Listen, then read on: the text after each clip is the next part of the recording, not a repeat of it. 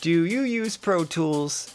If so, did you know you have access to Vacuum, a very powerful virtual analog monophonic synthesizer plugin?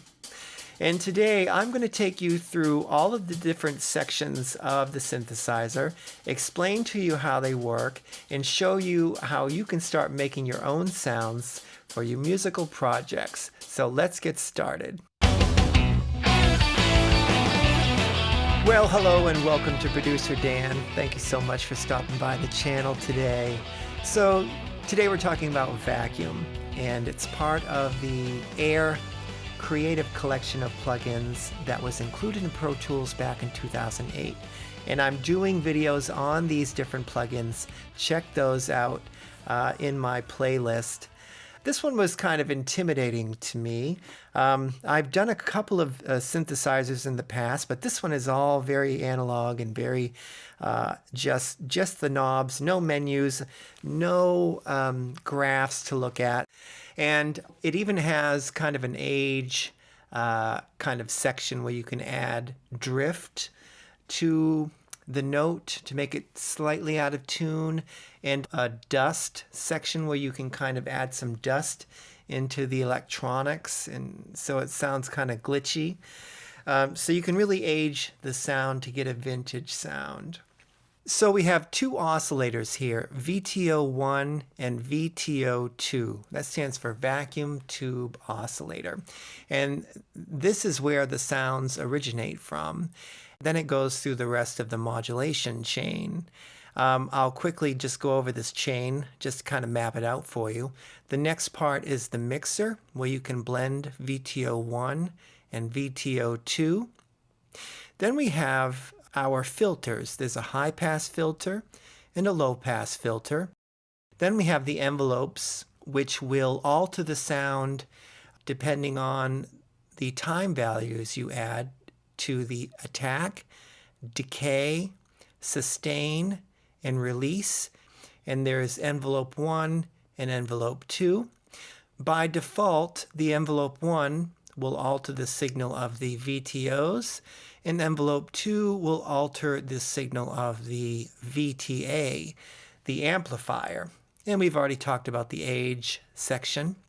And this is the kind of the modulation area where you can map out different types of modulation. You can have different areas of the synthesizer modulate different parts of the signal.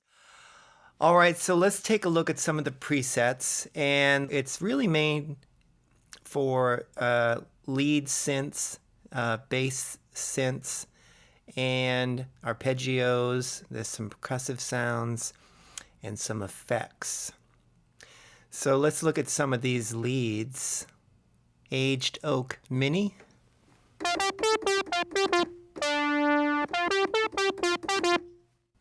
Dirty Rezo lead.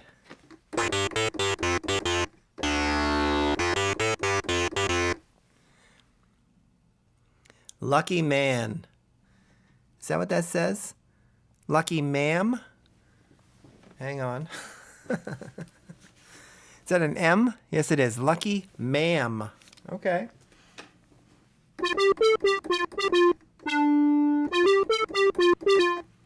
All right. So let's listen to some basses, because I would use this mainly for synth basses. So let's start with Massive.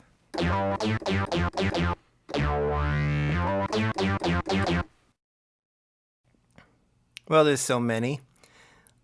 Pure Funk.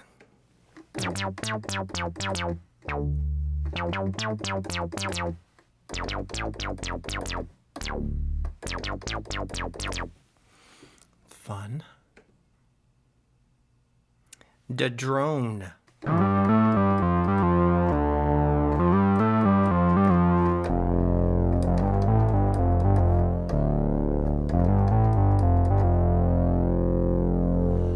All right, so now let's take a look at the oscillators. That's where it all starts. That's where the sound originates from and then goes through the rest of the modulation chain. So what I'm going to do is turn this to its default setting. There you are. And I'm going to turn down the VTO 2. I'm just going to show you what's going on in the VTO 1. So now we're getting a saw wave from our VTO 1. That's the triangle wave. So it starts there. The triangle wave is much like a saw wave. It's just more mellow. Here's the triangle wave. Here's the saw wave. So you can choose anything between the triangle and saw. You can blend those together. And then the next section is the pulse wave 50 and the pulse wave 0.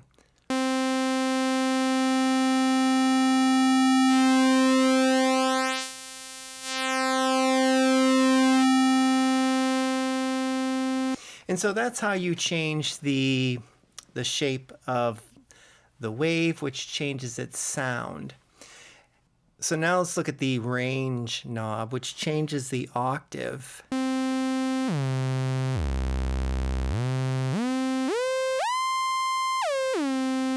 So there's 5 different octaves there, and on the Oscillator 1, it has a wide choice. If we choose wide, it turns the fine tune knob into a very wide selector, so we can go 7 octaves in either direction.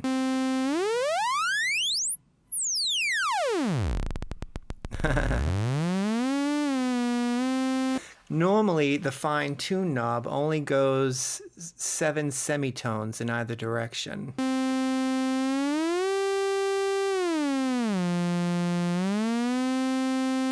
And so this is nice when you want to create a chordal effect. When you want one oscillator to play the bass note and the other oscillator can go 7 semitones up and do kind of a chord, like a fifth away. All right, so now let's take a look at Oscillator 2. I'll turn this up.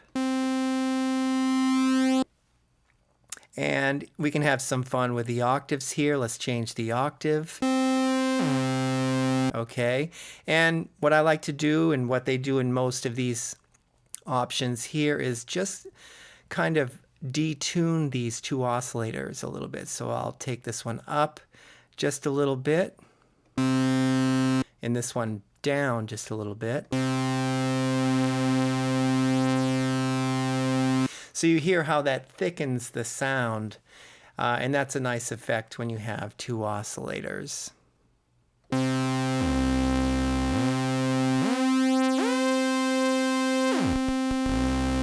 Okay, and one other difference this oscillator has, you remember the Oscillator 1 has the wide choice? Well, this has a low choice, and when we choose low, it turns this oscillator into an LFO, which means it's oscillating at a frequency that's too low to be heard, but can kind of affect the sound when we use it in the modulation routing. We can use this as an LFO to affect a different part of the synthesizer, and we'll get to that a little later.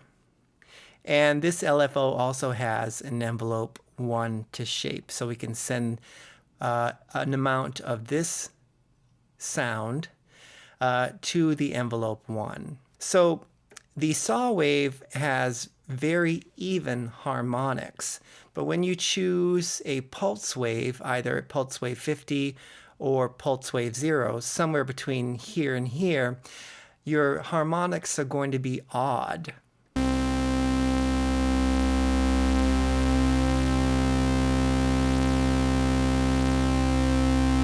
I'll turn that down just a little bit on number 1.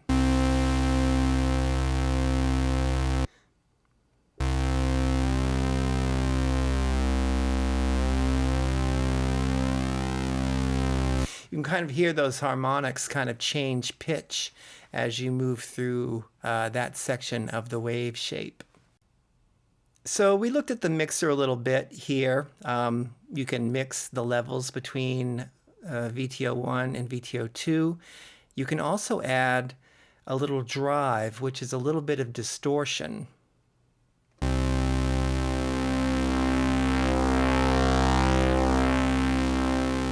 Okay, so everything is very tactile, everything is very analog, so you're kind of making these choices as you create your sound. Down at the bottom is something called ring mod, or ring modulation, which kind of multiplies the sound, kind of folds it in on itself, and creates a different texture of the sound.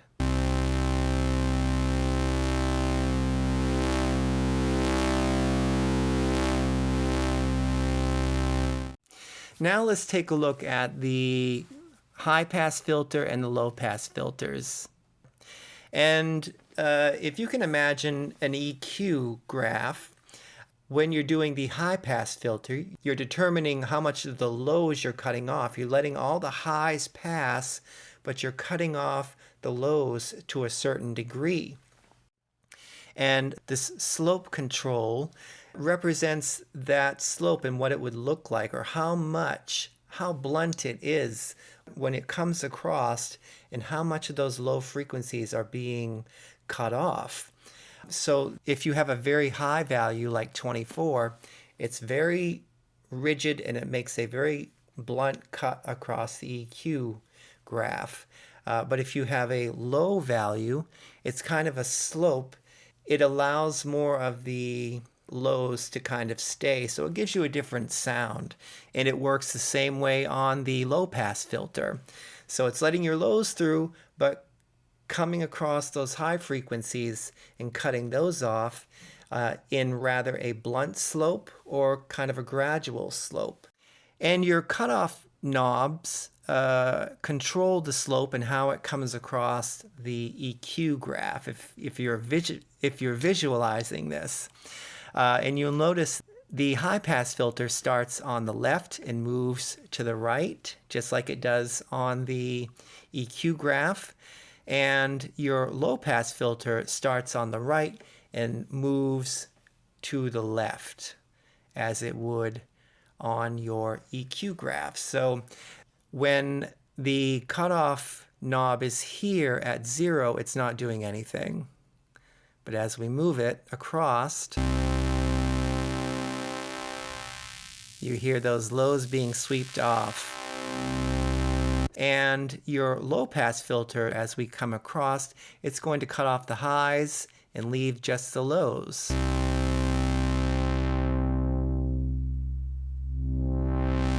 And here's an example. I'll use the lower value of slope and see what that sounds like. So you still hear a certain amount of the high frequencies.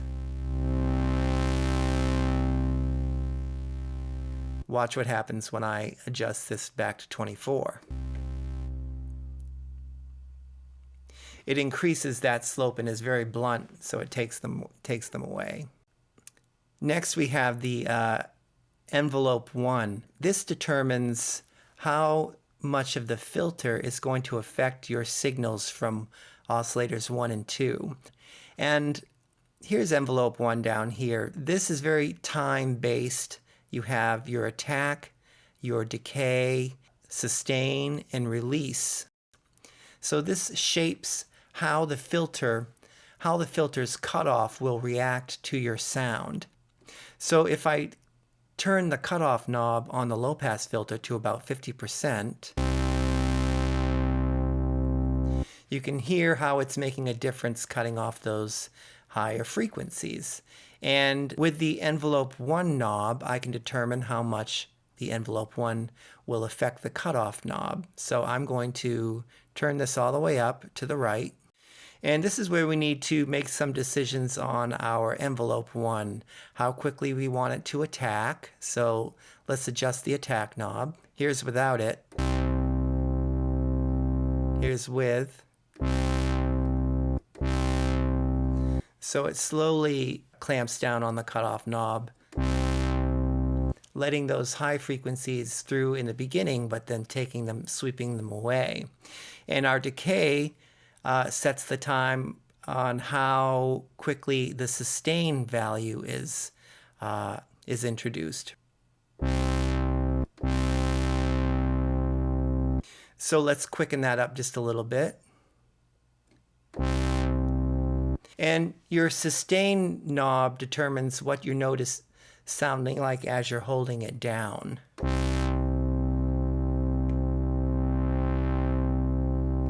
And then we have our release. We can set the release to release slowly. But in order to do this, we need to set the release on the amplitude envelope as well. So let's open that up.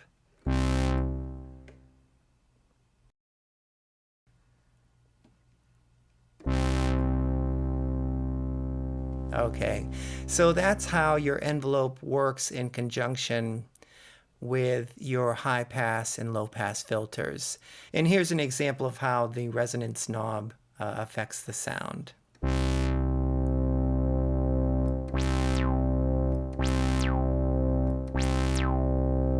And also, we do have a saturation button in both of our filters.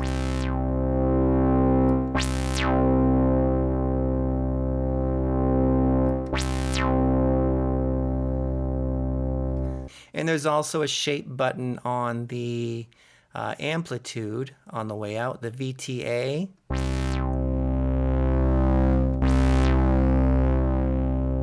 So those are all kind of opportunities to add thickness, distortion, resonance, harmonics to the different sounds that you're creating. So next we should talk about the envelope 2. This really affects the amplitude section, the volume section on the way out. This gets the last word of how much volume it has over this time period of attack, decay, sustain, and release. I think the sustain makes a big difference in both of these because it really determines what the note will sound like as you're holding down the key.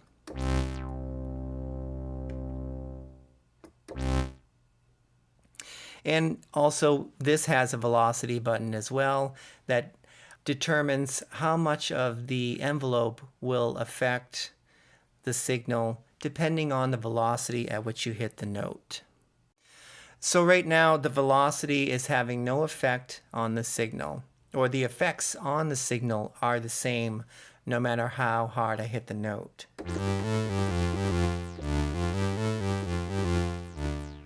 If I turn this up, you can hear the harder notes have more an effect on the sound.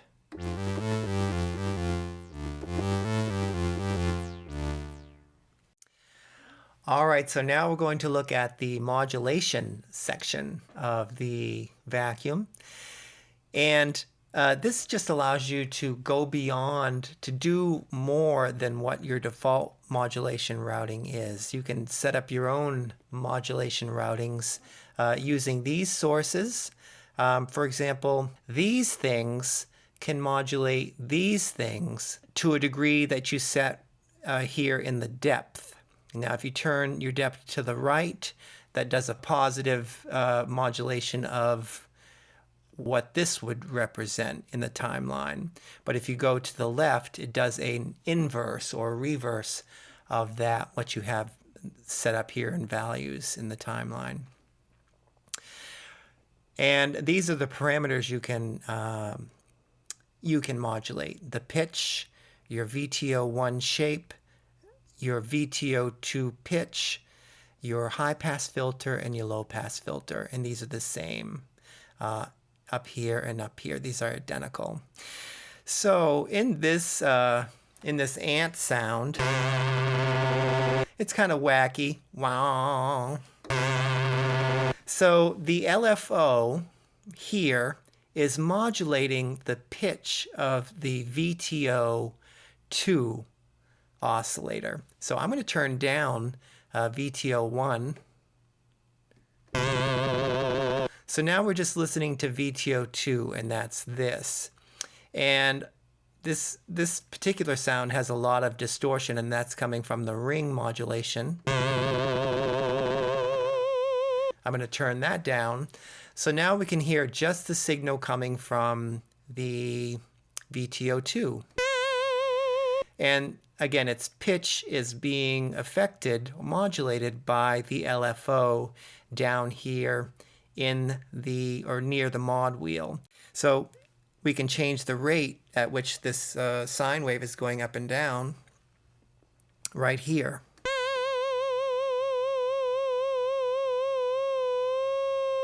Or we could go up. So that's useful. So experiment with this part of the synthesizer. You can do all kinds of different things with that. Too many more to go into.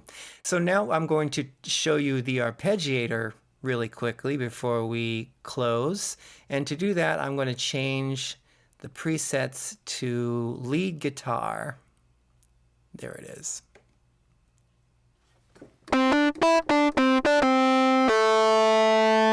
All right, so we turn on the arpeggiator, and the arpeggiator has different modes. For example, up, and it starts from the bottom note and goes up to the top note, or down from the top down to the bottom, and then up and down. Okay, and then random.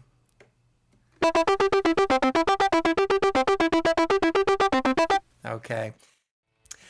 All right, so that is the Vacuum Virtual Analog Monophonic Synthesizer. And it's in Pro Tools. If you haven't used it, I hope this video gave you a better understanding as to how to get in there and start making your own sounds, or maybe tweaking some of those great presets. It's wonderful for leads. It's wonderful for synth basses. There's a lot to choose from under the presets. And I'm very happy that I have a better understanding of this plugin now, and I'm not so intimidated by all those little buttons and knobs. So thanks again for watching the video. Check out my other videos on some of the Air music technology plugins that I've done in the past that are available in Pro Tools. So thank you for watching. Go ahead and give me a like if you like the content, and subscribe to the channel, Producer Dan, if you haven't already. And I look forward to seeing you in my next video. Take care.